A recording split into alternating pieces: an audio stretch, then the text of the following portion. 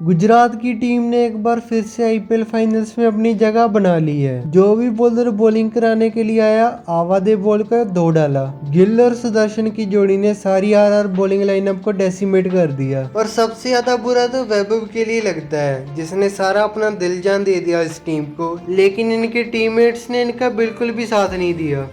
RR का इस बार का कप जीतने का मौका धुआं धुआं हो गया और इनके फैंस के दिल तो एकदम चकनाचूर हो गए हैं। और सारा का सारा क्रेडिट जीटी की इस मैनेजमेंट और टीम को भी जाता है। आरआर के तो इन्होंने परखच्चे उड़ा दिए, लेकिन अब बारी है फाइनल्स की, जहां पर इनको बस एक फाइनल नॉकआउट पंच मारना है। और आरआर ने ये मैच कहां पर बोटल किया और कहां पर जीटी ने इनकी गलतियों का फायदा उठाया, इन सभी चीजों की बात होगी इस वीडियो में। So let's dive in without wasting any time.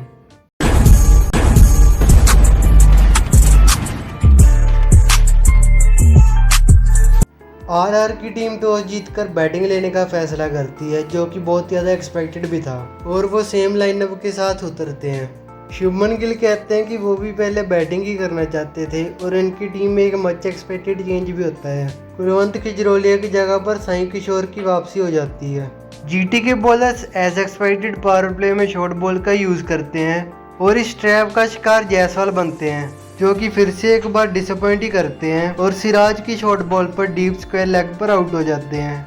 Jurel भी कुछ खास नहीं कर पाते और क्रॉस लाइन खेलने के चक्कर में रबाडा की बॉल पर लीडिंग एज लगवा बैठते हैं, जिसकी वजह से वो मिड ऑफ पर कैच आउट हो जाते हैं। फिर जडेजा को बैटिंग में प्रमोशन मिलता है और वो इस प्रमोशन का पूरा फायदा उठाते हैं। वो वैभव के साथ मिलकर इनिंग को स्टेबलाइज और एक्सलेट दोनों ही करते हैं। दूसरी तरफ जीटी के बॉलर्स पंजाब को ऑस्ट्रेलिया बनाने में तुले पड़े थे। उन्होंने लास्ट मैच को देखकर यहाँ पर बाउंसर का पूरा उपयोग किया, पर वैभव को आप कितना ही देर रोक लोगे।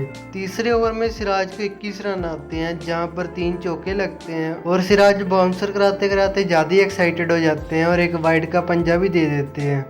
जडेजा भी छठे ओवर में प्रसिद्ध कृष्णा के खिलाफ अपने हाथ खोलते हैं और उस ओवर में 16 रन मार देते हैं, जिससे आरआर का स्कोर पावर प्ले के बाद 70 रन का हो जाता है। दो लेफ्टी मैचअप को देखकर वाशिंगटन सुंदर को पावर प्ले के बाद इंट्रोड्यूस किया जाता है और वो बस 6 ही रन देते हैं। जडेजा, जो कि पहले इंजरी के साथ खेल रहे थे, उनकी इंजरी एक्सेलरेट हो जाती है और उनको रिटायर्ड हट होना पड़ता है।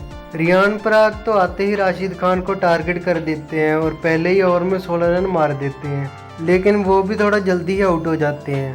फिर शनाका की बैटिंग की बारी आती है तो वो तो टेस्ट मैच ही खेलने लग पड़ते हैं। वो एक के बाद एक बॉल लीव कर रहे थे, लगता है थाला की आत्मा आ गई थी उनमें। झगड़ा किसी का भी हो, बेवजह मरता मैं ही हूँ। बाद में जोफ्रा आर्चर का प्रमोशन होता है, जो कि बिल्कुल ही समझ से परे था। माना कि मुंबई वाले मैच में वो अच्छा खेले, लेकिन हर बार अच्छा खेलेंगे ये जरूरी तो नहीं है ना। वो बस एक ही छक्का मार पाते हैं और अगली बॉल पर आउट हो जाते हैं। फिर इसके बाद जडेजा की ट्रीटमेंट करवाने के बाद वापसी हो जाती है। इसके बाद वैभव भी अपनी 50 मारने के बाद थोड़ा खुल जाते हैं और सीधा ही एक्सलेट कर देते हैं। जेसन होल्डर ने तो पहले अपने 3 ओवर में बस 11 ही रन दिए थे, लेकिन उनके लास्ट ओवर में 16 रन आ जाते हैं, जहां पर हमको 3 बार रिपीट टेलीकास्ट देखने को मिलता है। जेसन होल्डर शॉर्ट बॉल कराते हैं, वैभव एक टेनिस शॉट खेलते हैं मिड ऑफ के ऊपर से और शुभमन गिल हर बार भागते रहते हैं। वैभव एक बार फिर से धुआंधार तरीके से अपनी सेंचुरी के पास पहुंच गए थे, लेकिन वो इस बार 96 रन पर आउट हो जाते हैं और सेम तरीके से आउट होते हैं जैसा वो पिछले मैच में हुए थे। जडेजा ने पहले 19 बॉल में तो 34 रन मारे थे, लेकिन इनिंग्स खत्म होने तक उनके 35 बॉल में सिर्फ 45 रन ही थे, जिसका मतलब उन्होंने वापस आने के बाद 16 बॉल में बस 11 ही रन मारे थे।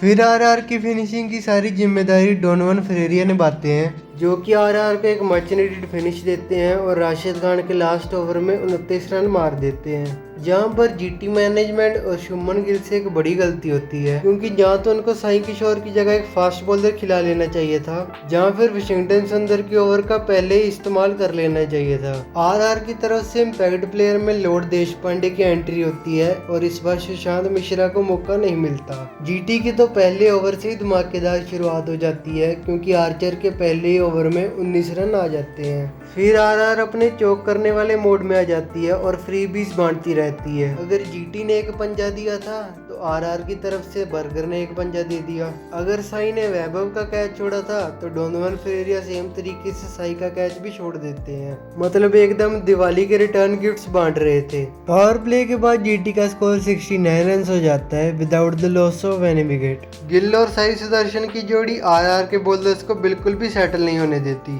गिल भाई ने तो बता ही दिया कि बस वैभव ही नहीं ये क्रिकेट खेल सकता, मैं भी खेल सकता हूँ। बस गिल भाई के टाइम पर लॉफ्ट वाला बटन थोड़ा सा गायब हो जाता है। साई और गिल दोनों की 50 हो जाती है, लेकिन बाद में साई भाई को कुछ चुरने काटते हैं और वो आउट हो जाते हैं। भाई को मजा नहीं आ रहा था और गेम को थोड़ा इंटरेस्टिंग बनाना था, इसलिए भाई एक बार फिर से 8 विकेट आउट हो जाते हैं। वैसे साई भाई का भी डिफरेंट ही लेवल है, वो कोई भी नॉर्मल काम नहीं करते, जो चीज मिलियन में एक बार होती है वही करते हैं। थोड़े टाइम बाद ही गिल की भी सेंचुरी हो जाती है। भाई की इनिंग के बेस्ट शॉट्स तो वही थे जो इन्होंने इनसाइड आउट शॉट खेले थे। सेंचुरी मारने के बाद गिल जल्दी जोफ्रा आर्चर की बॉल पर एलबीडब्ल्यू आउट हो जाते हैं। जीटी की टीम के 14 ओवर के बाद ऑलमोस्ट 180 रन थे, जिससे पता चलता है कि आरआर के बॉलर्स का कितना ज्यादा कुटापा चढ़ा है।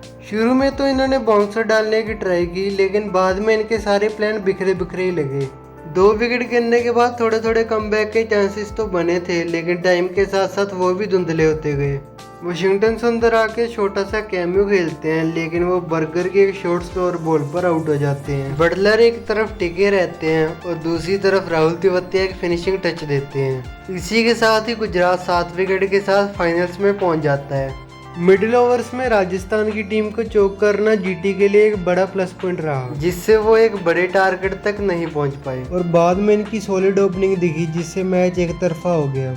आरआर ये मैच तो हार जाती है, लेकिन सबसे ज्यादा बुरा तो वैभव के लिए ही लगता है। बंदे ने मुंह पर बाउंसरें खा ली, थोड़ा सा धीरे खेल कर भी देख लिया, लेकिन आरआर के प्लेयर्स ने इनका रत्ती पर भी सपोर्ट नहीं किया। लगता है इनका ईमान तब भी जागेगा जब वैभव एक बार पानी पर भी चलकर दिखा देगा। आरआर के फास्ट बॉलर्स तो पिटे ही, लेकिन उनके स्पिनर्स भी कुछ नहीं कर पाए। जब आपके पास रवि बिश्नोई जैसा एक तगड़ा विकेट टेकर था, तो आपने पता नहीं उनको मिड सीजन क्यों बेंच कर दिया। बाकी जीटी तो फाइनल्स में पहुंच गई है और ये फाइनल उनके होम ग्राउंड में ही होने वाला है।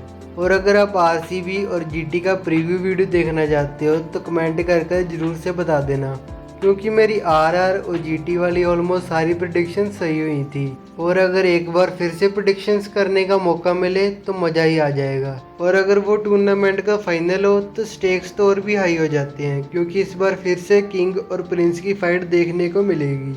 So this was all from my side. आप भी अपने ओपिनियंस कमेंट सेक्शन में बता सकते हो। Make sure to like, share and subscribe to the channel, और इंस्टाग्राम पर भी जरूर से फॉलो कर देना। Till then good bye, take care and show some love.